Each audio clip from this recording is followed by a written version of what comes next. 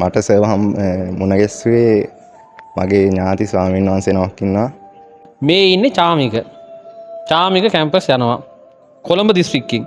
කොළඹ දිස්ත්‍රික්කය අද එන්නෙත් මම හිතන්නේ අවිස්සාවේල ඉඳන්. පාදුක් ඉඳන් එන්නේ. උදේම එන්නේ මේ. ප්‍රතිඵල ඉතා විශේෂයි. සබ්ජෙක්ට් මාරු කරනවා, සයන්ස් මාරු කරනවා.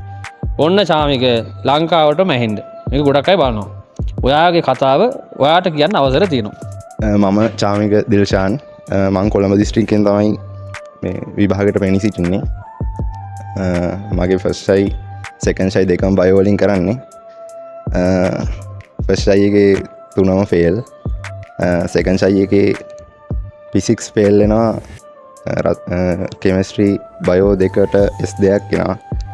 ඊට පස්සේ විභාගේ අතහැරලා දාලා හිටියා අවුරුද්දක් කරන්නේ නැහැ කියලා. ඊට පස්සේ ආයෙ හිතුණා මේ විභාගේ කරන්න ඕනේ. දැන් අම්මලා තාත්තලා සල්ලි ඉදන් කරලා මේ විභාගය කරන්න ඕනේ කියලා හිතලා ඊට පස්සේ සබ්ජෙක්ට් මාරු කරන්න හිතුණා.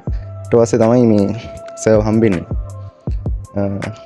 මේ පාර මට තියෙනවා A1යි B2ක්. A1 BST B2කට තියෙනවා Agri SFT. BST තියෙන ඒ නේ විශේෂයිනේ. බලන්න සබ්ජෙක්ට් මාරු කරලා ඇවිල්ලා මාස කීයද ආවේ චාමික? මාස 10ක්. මාස 10ක් විතර ආවේ. මම උගන්වපු විෂය මේ BST කියන්නේ ඒකට ඒකක් තියෙනවා. Agri වලට B1ක් තියෙනවා. B1ක් තියෙනවා. මොන බලන්න මේ චාමික ප්‍රතිඵලය එතකොට මේ රෑන්ක් එක කොළඹ දිස්ත්‍රික්කයේ 15. කොළඹ දිස්ත්‍රික්කයේ 15 වෙනිය තරගකාරී කොළඹ දිස්ත්‍රික්කයේ 15 වෙනිය චාමික ඉස්කෝලේත් කියමු ඉස්කෝලේටත් මේ කීර්ති යන්න ඕන. ඉස්කෝලේ මහින්ද රාජපක්ෂ විද්‍යාලයට ගියේ හෝමගම. මගේ පන්තිරේ එන්න කියලා කියපු කෙනෙකුත් ඉන්නවා විශේෂ කෙනෙක්. ඒක මතක් කරේ නැත්තම් මේ හරිනේ. ඔව් අනිවාර්යෙන් මලගල චන්දිම ස්වාමීන් වහන්සේ.